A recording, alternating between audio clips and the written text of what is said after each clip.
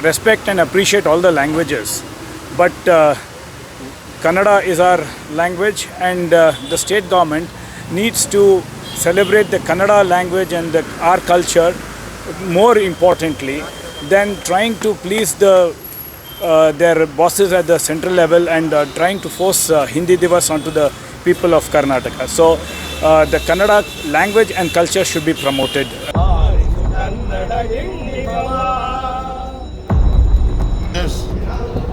हमारा है कि हमको नहीं चाहिए कि हमारा पैसे से जो है आप सरकार के पैसों से ये जो चला रहे हैं इसके खिलाफ है। ಕನ್ನಡಿಗರ ತೆರಿಗೆ ಹಣದಲ್ಲಿ ಹಿಂದಿ ಭಾಷೆ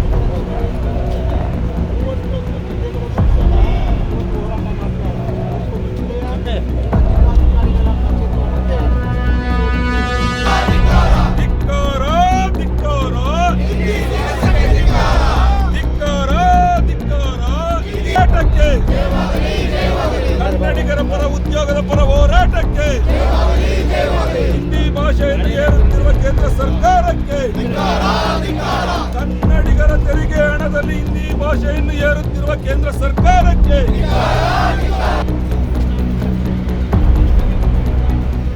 Kannada is our regional language.